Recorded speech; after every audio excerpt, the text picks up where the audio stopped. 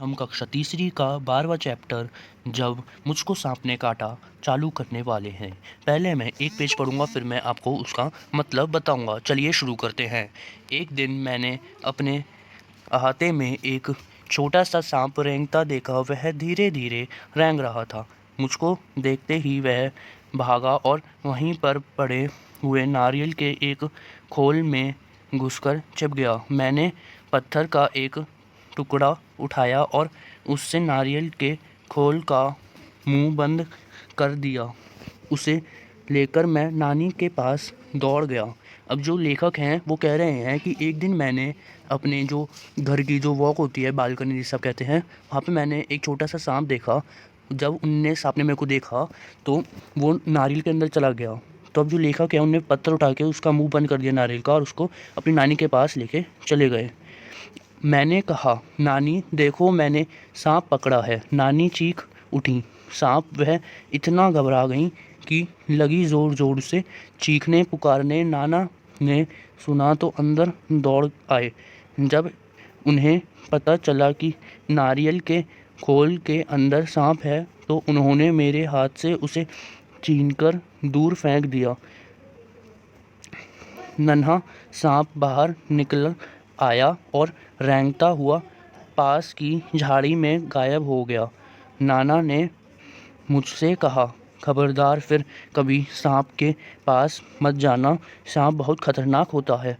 अब जो जो नानी है वो जब उनको पता चला कि सांप है नारियल के अंदर तो फिर वो चिल्ला उठी और उनके चीखने से नाना जो है वो भी आ गए और उनने लेखक के हाथ से नारियल लेके कहीं दूर झाड़ियों में फेंक दिया। अब जो नन्हा सांप था वो झाड़ियों में गायब हो गया और उनने लेखक से कहा, नाना ने, कि अब तुम कभी सांप के साथ मत जाना, मतलब सांप के साथ सांप को कभी हाथ में मत लेना।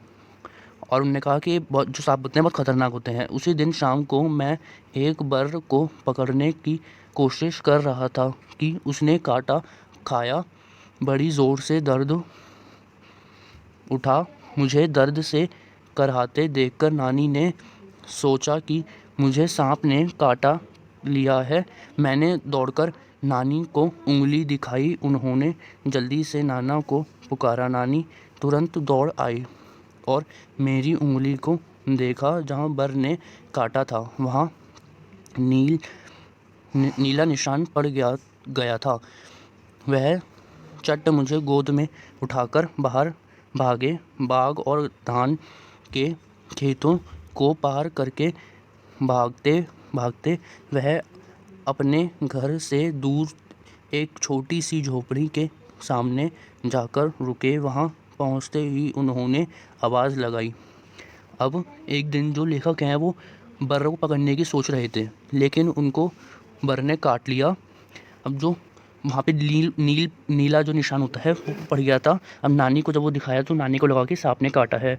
तो अब नाना जी जो हैं इनके वो उनको लेके चले गए अपने जो घर हैं उससे दूर एक झोपड़ी के पास। और फिर वो आवाज़ लगाते हैं। एक बूढ़ा आदमी बाहर निकला। वह सांप के काटने का मंत्र जानता था। नाना ने उससे कहा, इस बच्चे को सांप ने काट लिया है, इसकी झाड़ फूँक कर दो। बूढ़ा मुझे झोपड़ी में ले गया। उसने मेरी उंगली देखी और बोला, चुपचाप बैठो, हिलना डुलना मत। फिर पीतल के बर्तन में पानी लाया और मेरे सामने बैठकर मंत्र पढ़ने लगा।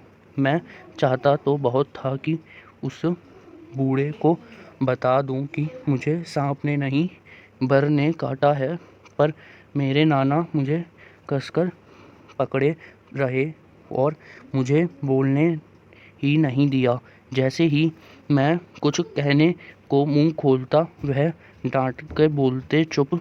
डर के मारे मैं चुप हो जाता। हमारे पीछे पीछे हमारी नानी भी कई लोगों के साथ वहाँ आ पहुँची। सब उदास खड़े देखते रहे। तब तक मेरी उंगली का दर्द जा चुका था। फिर भी मुझे वहाँ ज़बरदस्ती बैठकर झाड़ फूँक करवानी पड़ी रही थी। वह मिनट बाद कुछ मिनट बाद बूढ़ा आदमी उठा। उसने उसी बर्तन के पानी से मेरी उंगली धोई और मुझे पिलाया भी। उसने मुझे बोलने से मना कर दिया ताकि दवा का पूरा असर हो। फिर वह नाना से बोला, अब बच्चा खतरे से बाहर है। अच्छा हुआ आप समय रहते मेरे पास ले आए। बड़े जहरीले सांप ने काटा था। सब लोगों ने बूढ़े को उसके अद्भुत इलाज के लिए बहुत बहुत धन्यवाद दिया। घर लौटने के बाद नाना ने उसके लिए बहुत सी चीज़ें भेंट में भेजी। अब अब जो बूढ़ा आदमी जो जहाँ पे वो गए थे वहाँ पे एक बूढ़ा आदमी था। वो झोपड़ी के बाहर आया और सांप को काटने का, जो सांप होते हैं सांप के काटने का झाड़ फूँक करने वाला था वो। तो उसने जो है, जो लेखक है उसका इलाज करा। वो लेखक को झोपड़ी के अंदर ले गया और एक पीतल के बर्तन में पानी लेके आया और उसमें मंत्र वंत्र किया और उससे वो लेखक को उससे उंगली धोई उसकी और उसको वो पिलाया और लेखक को बोलने से मना कर दिया कि बोलना मत, जिससे जो दवाई का जो असर है वो हो। लेकिन लेखक ने बहुत कोशिश की कि उसको बता दे कि सांप ने नहीं बरने काटा है। लेकिन जो उसके दादाजी थे, वो नाना जी थे, वो पकड़ के बैठे हुए थे उसको और उसको बोलने नहीं देते थे, उसको कहते थे चुप। और सब लोग ने जब हो गया तो उसको दर्द खत्म हो गया तो सब लोगों ने बूढ़े उसको जो था उसको अद्भुत इलाज के लिए बहुत बहुत धन्यवाद दिया।